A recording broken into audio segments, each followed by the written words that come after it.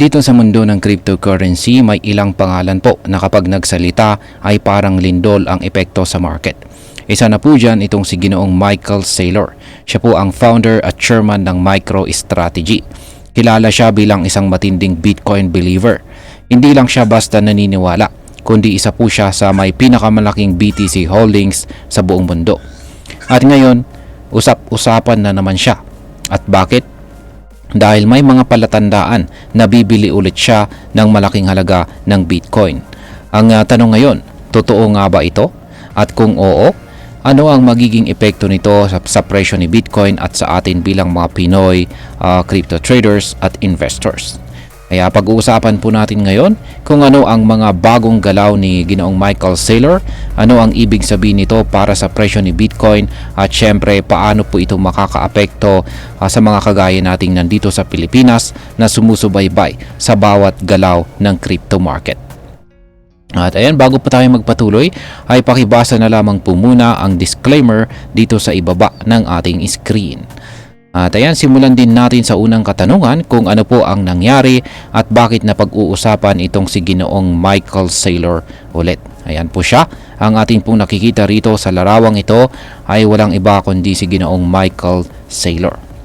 At ayan, matapos po ang isang linggo ng paghinto ng pagbili ng Bitcoin ng MicroStrategy, biglang nag-post itong si Ginoong Michael Saylor ng isang tweet na tila may lihim na mensahe. Ibinahagi niya ang kanilang portfolio tracker kung saan makikita po ang kabuang Bitcoin holdings ng kumpanya. Sa kasaysayan, tuwing ginagawa niya ito, may kasunod na malaking pagbili ng Bitcoin sa mga susunod na araw. Ang ibig sabihin nito, posible na ang MicroStrategy ay bibili na naman ng Bitcoin anumang araw ngayon. At ito ay unang beses nilang bibili ngayong second quarter ng taong ito. Kung sakaling mangyari ito, tiyak na magkakaroon ito ng epekto sa presyo ni Bitcoin at ang buong crypto market. Ngayon ay gaano po kalaki ang Bitcoin na hawak ni Ginoong Michael Saylor at ng MicroStrategy? Ayan, ayon po sa kanilang portfolio tracker, hawak na ngayon ng MicroStrategy ang 528,185 na Bitcoin. Sa kasalukuyang presyo po ni Bitcoin na nasa $83,000, ang kabuang halaga po nito ay umaabot sa $44.7 billion. Ayan, opo, hindi ka nagkakamali sa dinig. Yan po ay bilyon. Kung iisipin natin ay mas malaki pa ang hawak nilang Bitcoin kaysa sa ilang bansa. At ang tanong ng marami, hindi ba delikado ito? Para kay Ginoong Saylor ay hindi. Sa halip naniniwala siya na ito ang pinakamahusay na asset para labanan ang inflation at para mapanatili ang yaman ng kanilang kumpanya. Ngayon ay ano naman ang ibig sabihin dito ng sinabi ni Ginoong Saylor sa kanyang tweet na no tariff on orange dots. Ayan. Anong ang ibig sabihin yan? Marami ang nagtataka sa tweet ni Ginoong Saylor na ito. Pero sa mga fans, alam nila na ang orange dots ay tumutukoy ito sa Bitcoin logo.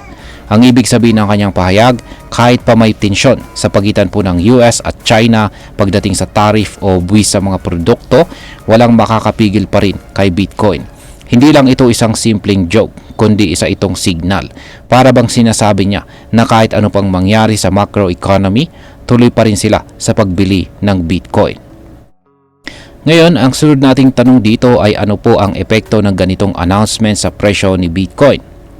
Sa oras pa lang na lumabas na ang balita tungkol sa tweet ni Ginoong Saylor, bigla na agad nagkaroon po ng pag-angat sa presyo itong si Bitcoin. Umabot po ito ulit sa $83,000.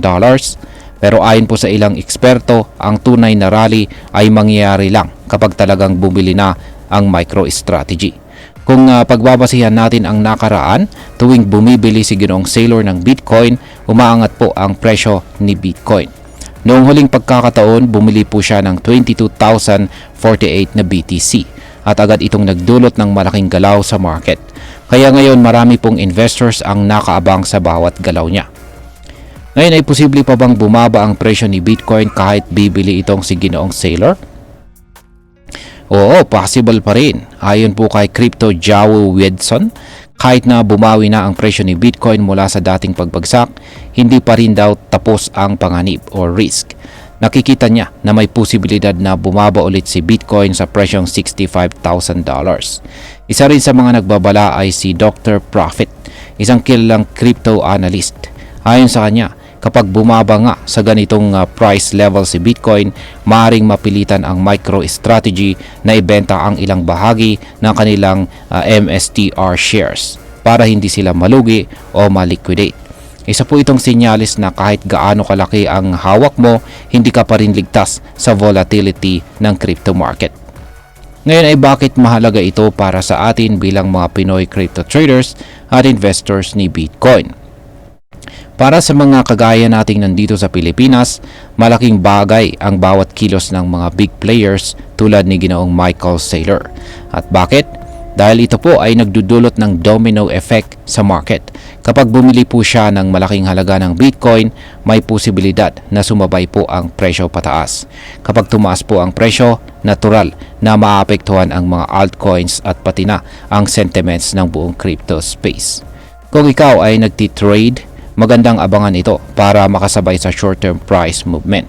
Kung ikaw naman ay long-term investor, pwede itong maging senyales na may tiwala pa rin ang malalaking institution sa kinabukasan ni Bitcoin.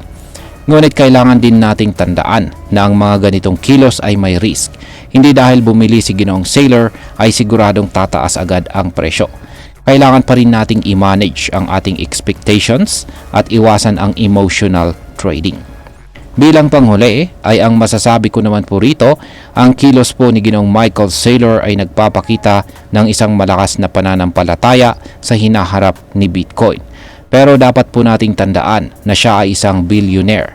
Ibig sabihin, kahit bumagsak ang presyo, may kakayahan po siyang maghintay o mag-diversify ng kanyang holdings. Tayo bilang mga simpleng retail investors lamang, dapat ay mas maingat po tayo. Oo, maaari nating gamitin ang kilos ng mga big players bilang gabay. Pero huwag po tayong basta sumabay kung hindi natin naiintindihan ang risk. Ang magandang balita, kung tuloy nga ang pagbili ni Ginoong Saylor, ito ay makakapagbigay ng renewed confidence sa buong crypto market. At kung maganda ang timing natin, baka makasabay po tayo sa posibleng pag-angat ng presyo. At ayan, sa kabuuan, ang pinakamahalagang investment ay ang kaalaman. Kaya sa bawat balita na kagaya nito, maglaan po tayo ng oras para unawain ang tunay na kahulugan, hindi lang sumabay sa hype. At ayan, hanggang dito na lamang po tayo sa video na ito mga ka-crypto. Maraming pong salamat sa panonood. Ingat po tayo lagi at God bless po sa ating lahat.